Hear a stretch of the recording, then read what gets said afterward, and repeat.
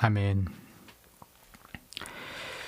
오늘 본문은 예수 참가족 풍랑잔잔이라는 두 부분으로 나뉘는 본문입니다.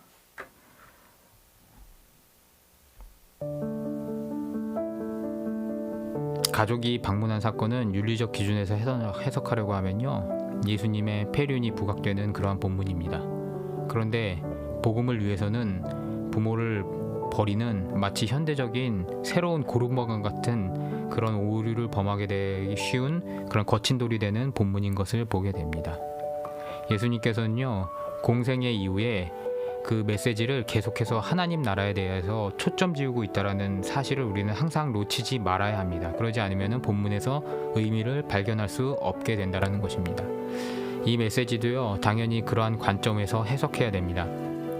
이 사건에 대해서 마테와 마가는 바알세불에 잡혔다, 미쳤다 하밀러라 라는 그러한 구절을 이야기하면서 친족과 가족이 예수님에 대하여서 귀신 들린 것으로 오해하고 잡으러 온 것으로 기록하는 데 반해서요, 오늘의 누가는요, 지난 시간에 우리가 나눴던 것처럼 씨 뿌리는 비유 뒤에 바로 배치하고 있다는 점에 대해서 우리가 주의를 기울여야 한답니다. 어제 누가가 제시한 씨 뿌리는 비유의 결론은요, 하나님의 말씀을 굳게 잡고 인내로 지켜 열매를 맺는 자들인 것을 여러분 기억하실 것입니다. 그러면서 바로 뒤에 누가 예수의 참 가족인가 라는 질문에 대하여서 예수님께서 직접 본인의 음성으로 하나님의 말씀을 듣고 이를 행하는 사람이 예수의 참 가족이다 라고 하심으로써 서로 같은 맥락으로 보완하는 것임을 우리는 알아채야 하는 것입니다. 씨앗인 믿음이 모든 난관에도 불구하고 싹을 틔워서 예수 가족이 되는 길은요, 결국 하나님의 말씀을 부여잡는 것임을 교훈하시기 위하여서 누가복음에서는 이렇게 기록되고 있는 것을 잡아야 한다는 것입니다. 물론 가족일지라도 복음의 외인이면은 우리는 언젠가 결국 갈라서게 된다는 것을 잘 알고 있습니다. 하나님의 말씀을 부여잡기 위해서는 태기를 해야 할 때가 온다라는 사실입니다.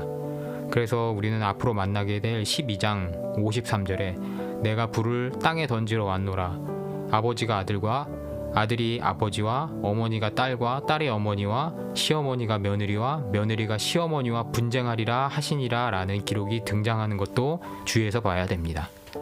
그러므로 우리는 더욱 힘써서 가족 구원을 위해서 끝까지 눈물과 기도로 그 영혼을 구하기 위해 노력하는 것이 한시가 급하다는 일을 우리는 또 한 번 깨닫고 지나가게 됩니다. 두 번째 부분에서는 풍랑을 잔잔케 하시는 풍랑잔잔 사건이 일어나는 것을 보게 됩니다. 이 사건은요, 단순히 이적으로 제자들을 구하는 그러한 놀라운 수요맨십의 이적이 아닙니다. 시편의 전통 속에서는요, 자연을 꾸짖어 잠잠케 할 수 있는 분은 오직 하나님으로 표현됩니다. 즉 예수의 메시아성에 대한 증거로 누가가 제시하고 있는 것을 보아야 한다는 것입니다.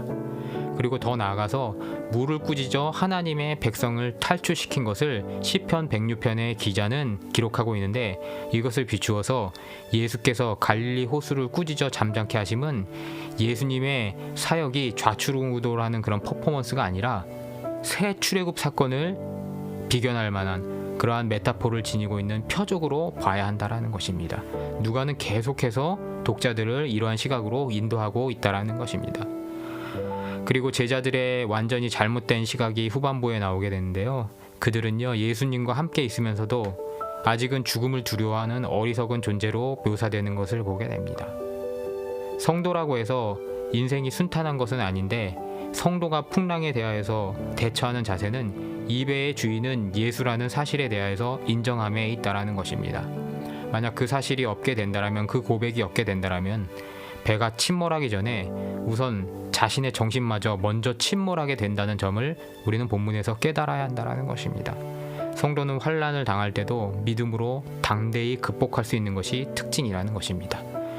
출애굽 앞에서 홍해와 바로 앞에서 두려워하는 이스라엘 백성, 그리고 새 출애굽인 풍랑 앞에서 두려워하는 제자들, 이들은 그래서 믿음이 없다고 그렇게 예수님 앞에 지적받는 이유를 가지고 있는 것입니다. 우리는 이 본문을 통하여서 늘어지게 잠자다가 유유하게 퍼포먼스를 보이시고 재시는 모습의 예수님이 아니라 신구약을 관통하는 믿음에 대한 교훈을 보여주시기 위하여서 예수 그리스도께서 준비하신 그러한 교훈임을 놓치지 말아야 하는 것입니다. 오늘 말씀을 마치도록 하겠습니다. 우리 함께 기도하고